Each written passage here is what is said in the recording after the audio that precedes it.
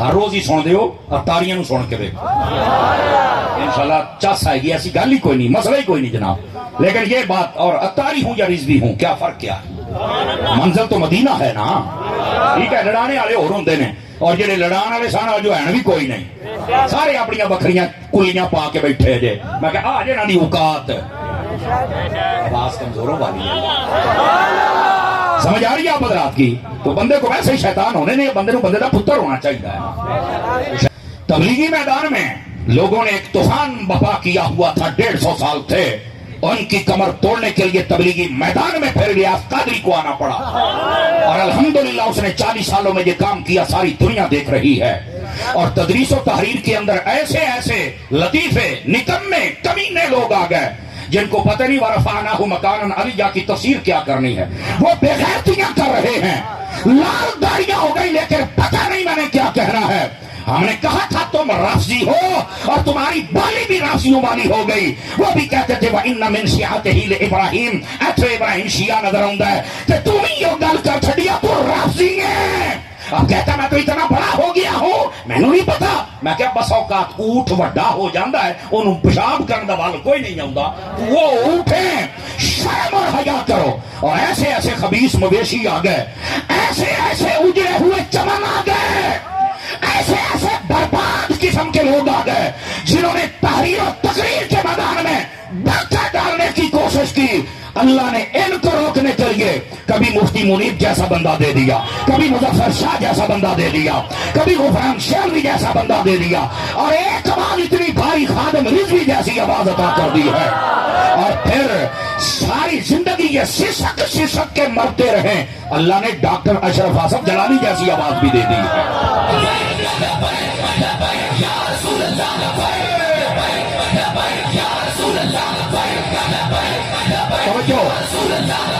توجہ بھائی توجہ, بات سمجھ آ رہی ہے آپ سب حضرات کو؟ تو یہ بتانے کا مقصد یہ ہر میدان میں اہل سنت کے پاس بندے ہونے چاہیے. اس واسطے جو جس میدان میں کام کر رہا ہے اس کی حوصلہ شکنی نہ کیا کریں, حوصلہ افزائی کیا کریں. کریں گے نہیں, اپنا ذہن بنائیں گے نہیں, تو ہی نا گل ہے. لمبی چوڑی بحثوں کی ضرورت ہی کوئی نہیں ہے. لیکن چونکہ لوگوں نے اس مسئلے کو پڑھا, کریدنے کی کوشش کی, اللہ جزائے خیر دی علماء اہل سنت کو, مشائخ اہل سنت کو. انہوں نے پھانسی کے آرڈر کو چوم کر آنکھوں سے لگا لیا, لیکن اپنے مشن سے پیچھے نہیں ہٹے ہیں. یہ یاد رکھ لیجئے, کیونکہ اعلی کار لوگ ہوتے ہیں نا, انگریزوں کے کتے نہلانے والے تو آج حکمران بنے ہوئے ہیں. مٹھے بولے لیکن تو کو سوننا نہ لوے. تو ان کو کیا ہے, یہ تو اپنے آقاؤں کو راضی کرتے ہیں نا. جس دن نظام مصطفیٰ آ جائے گا کام بن جائے گا نا. تو نظام مصطفیٰ کی جد و جہد کرنے کے لیے امام نورانی سے لے کر باب خادم تک جن جن نے محنت کی ہے, ہم سب کی عظمت کو سلام کرتے ہیں. اور آپ بھی اپنا اگر سیاسی شوق رکھتے ہیں تو پھر حضور کے غلاموں کے ساتھ جڑ جائیے. سمجھ آ رہی ہے؟ لیکن ہر میدان میں کام کرنے کی ضرورت ہوتی ہے. بس اوقات چھوٹے دماغ کے لوگ نا اس بات پر بھی لڑائی جھگڑا شروع کر. کئی چوڑے ادھر ہے نا, میں تو ہر روز 2 جگہوں پہ جاتا ہوں. آج مفتی صاحب کا آرڈر تھا تو میں نے صرف ایک ہی جگہ پہ بیان دیا, ورنہ 2 ہوتے ہیں ہر رات میں. ہمیں کئی ایسے بھی ٹکر دے ہو, اوے تسی دعوت اسلامی والے نہیں آؤندے. اور میں کہا کھلو رہے ہو, کھچ دی کھچ کھلو رہے.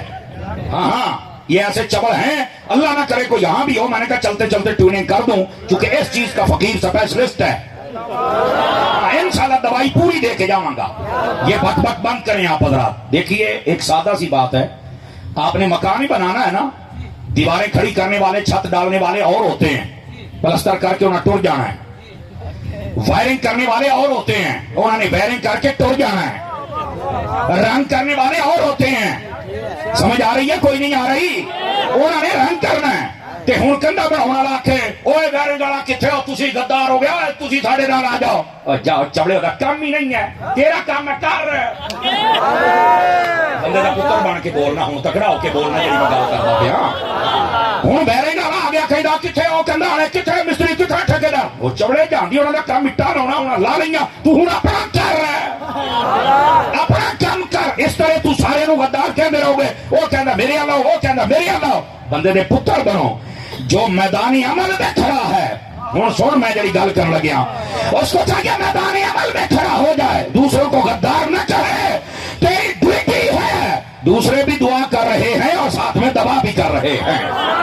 اور میدان چھوڑ کے بھاگنا بھی نہیں ہے اور آپ نے کسی کو غدار بھی نہیں کہنا ہے. تیرا کام میں رب نے ذمہ لایا ہے, شکر کر تیرا ذمہ لگ گیا ہے, تیرا انتخاب ہو گیا ہے. اور دوسرا بندہ اگر وہ تبلیغی میدان میں ہے تو اسے چاہیے تبلیغی میدان میں کام کرے.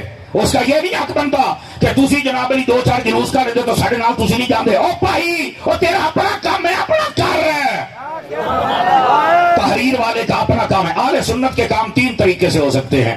میدان عمل میں بھی بندے رہیں, تبلیغ کے میدان میں بھی رہیں, اور تحریر و تدریس کے میدان میں بھی رہیں. ہم تینوں کے ساتھ ہیں. میں میدان عمل والوں کے بھی ساتھ ہوں, میں تبلیغ والوں کے بھی ساتھ ہوں, میں مدارس میں پڑھانے والوں کے بھی ساتھ ہوں. کیونکہ یہ سارا نظام ہوگا تو اہل سنت کا ایک خوبصورت چمکتا ہوا محل تمہارے سامنے آتا رہے گا اور ہمیشہ سب کے اوپر حکمرانی کرتا رہے گا. یہاں لڑنے جھگڑنے کی تو ضرورت ہی نہیں ہے.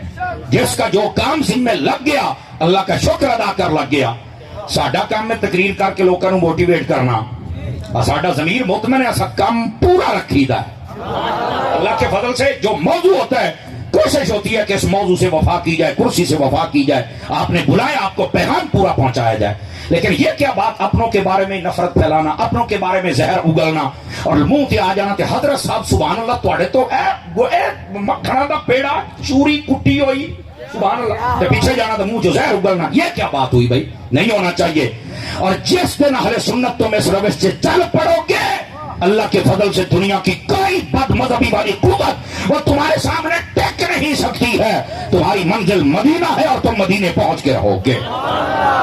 سمجھ آ گئی آپ اگر آپ کو کوئی نہیں آ گئی تو جو میدان عمل میں کام کرتے ہیں ہماری دعائیں ان کے بھی ساتھ ہیں. جو میدان تبلیغ میں ہیں ہم ان کے بھی ساتھ ہیں, اور جو میدان تدریس و تحریر میں ہیں ہم ان کے بھی ساتھ ہیں. سمجھ آ رہی ہے کوئی نہیں آ رہی ہے آپ حضرات کو؟